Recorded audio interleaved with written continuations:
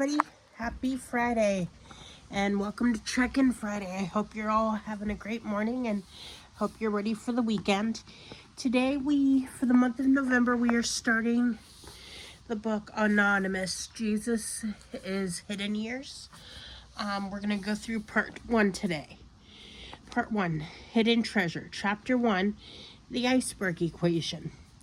But there is one who can see the beauty of that covered, smothered flower, God himself, and mysteriously his delight in that beauty is not diminished by its leafy camouflage, neither would his pleasure be amplified by the flower's visible good news. Indeed, for the hidden, all agree that God never wasted anybody's time. 10% visible plus 90% unseen equals an indestructible life. Chapter 2, introducing ... Chapter 30.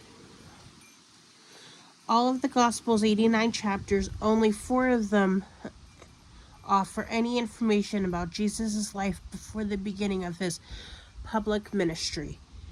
Mark and John skip the subject entirely. From his fraction of info about Jesus' early life provided in the Gospels of Matthew and Luke, we glean the following. Jesus was born in Bethlehem in a smelly animal pen, followed by hidden days. He was consecrated in the temple on his 40th day, followed by hidden months. Before turning 2, Jesus received a visit from Eastern wise men, followed by hidden years. At the age of 12, Jesus got in trouble for staying in the temple, listening and asking questions when he was supposed to be with his parents. Family head back home, followed by almost 2 entire hidden decades. We know practically nothing about Jesus' first 29 hidden chapters of life. Only 3 years, less than 10% of Jesus' days are visible through the writings of the Bible. Over 90% of his earthly life is submerged in the unseen. Chapter 3, quite literally formative. Hidden being not out of sight, not readily apparent, concealed, obstructed, unexplained, undisclosed. From the accounts of Jesus' life, it appears that God would. He offers to humanity his Son, the almost pure, precious, and priceless gift, wrapped in the plain, nondescriptive paper. Then, along with the angels, it seemed as though God watches history unfold like a parent with a anticipation, thinking, I can't wait for them to realize what I've given them inside the package.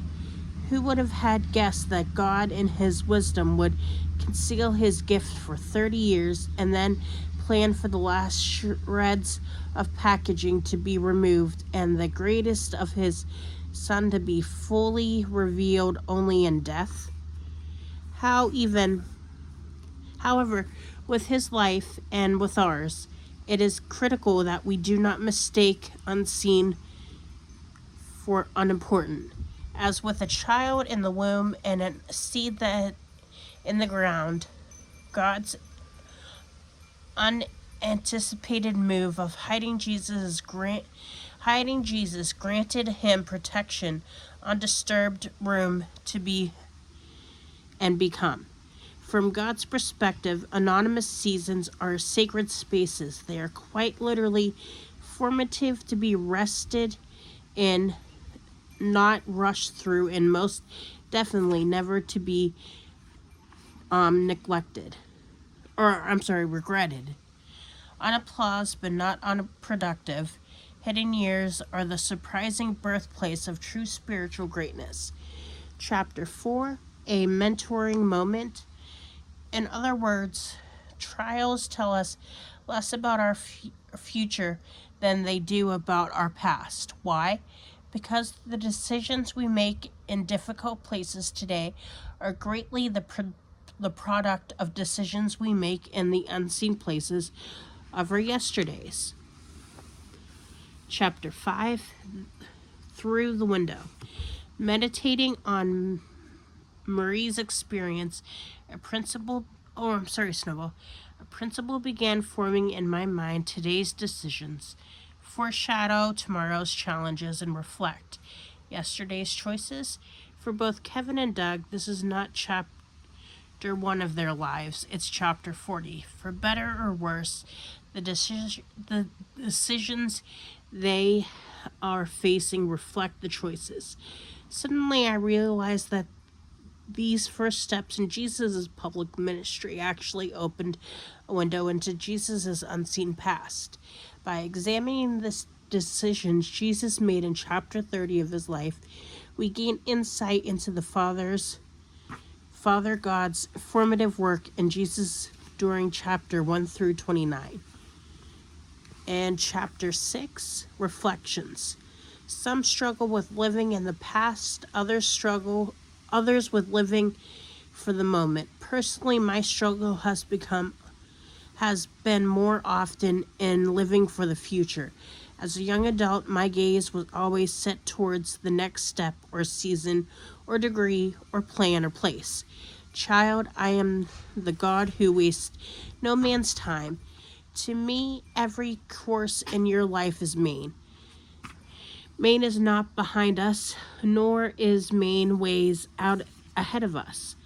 To God, this course calls it transition, further studies, unexpected illness, financial crisis, grief, or a desert is as full of potential as any course ever has been and any course ever will be.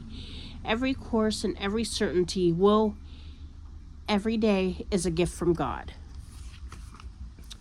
On Wednesday, we're going to go over part 2.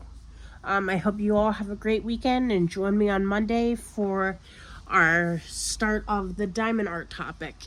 Thank you all for your love and support, and I'll talk to you Monday. Have a great weekend. Bye.